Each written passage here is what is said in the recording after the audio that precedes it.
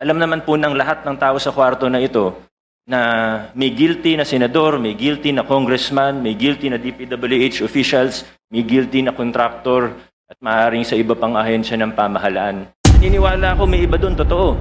Pero hindi tayo present. They have to present evidence, of course. Marami po silang violations. Recently, they have been, Mr. Diskaya has been recently convicted of 2 counts of building code violations.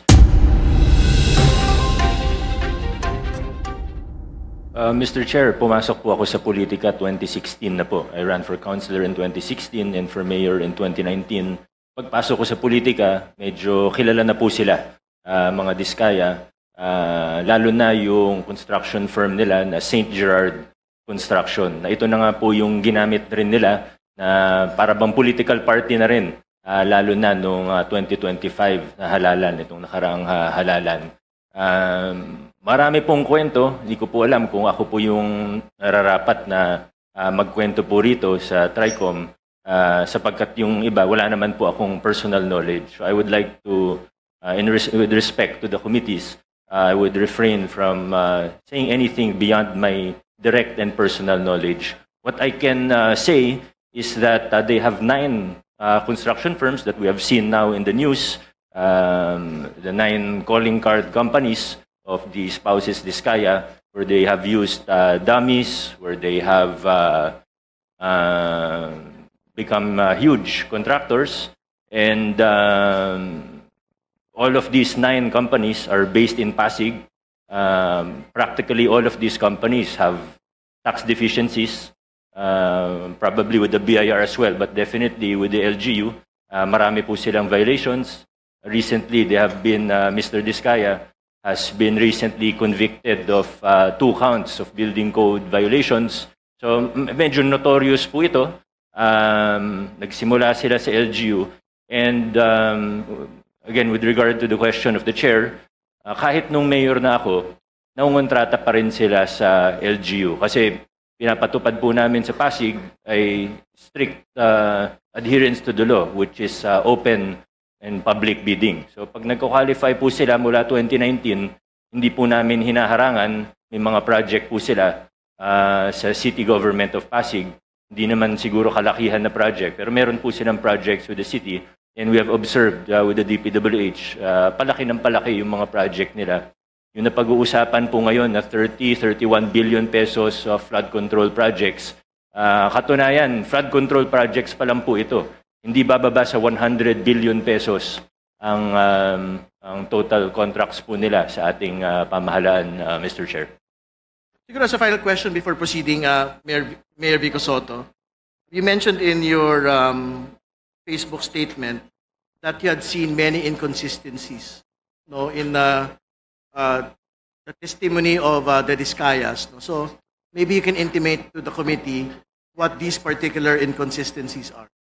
Thank you, Mr. Chair. Marami nga po tayong naobserbahan na you use the term inconsistencies, but I would like to be more direct. Kasinungalingan po talaga. At lantarang kasinungalingan naman po yung mga sinasabi nito. Hindi naman po bago sa kanila ang pagsisinungaling. Naobserbahan na po natin ito on the record and in public very many times. Sabi nga, dito sa kaso na ito, ang sinungaling ay asawa ng magnanakaw. Kaya ito po talaga yung nakikita natin. Isang very glaring na kasinungalingan ay yung kahapon po sa statement, sa sworn statement po nila, ay na 2 to 3% lang daw ang kinikita nila sa bawat kontrata. Kahit naman po hindi ka eksperto sa larangan ng construction o engineering, obvious naman po na kasinungalingan ito. Meron pa po, sabi po nila, when Senator Tulfo was questioning them, sabi niya po, minsan daw po, lugi pa daw siya.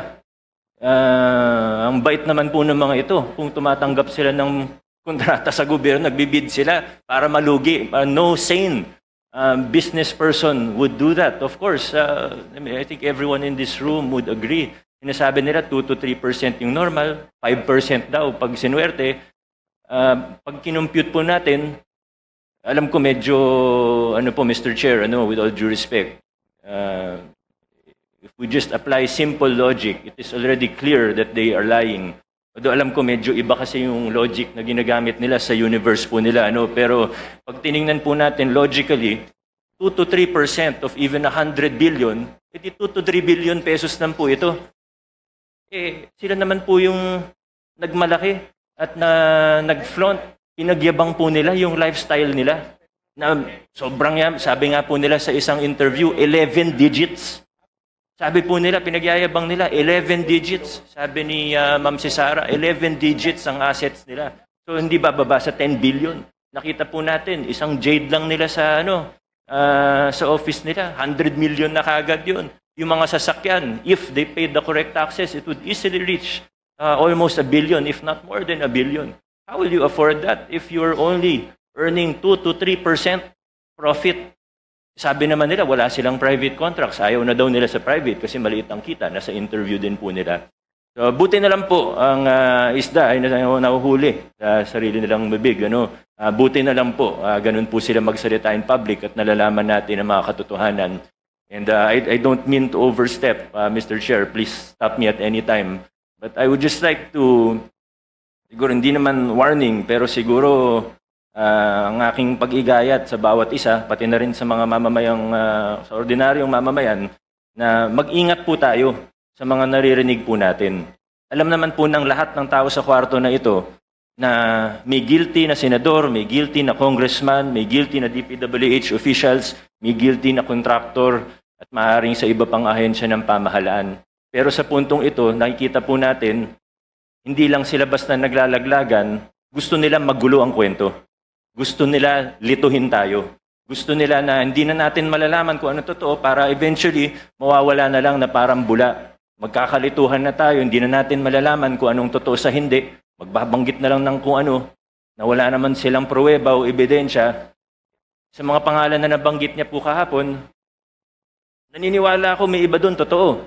Pero hindi tayo they have to present evidence, of course. And I think we really have to be careful because in our experience with them, in my experience with them, Mr. Chair,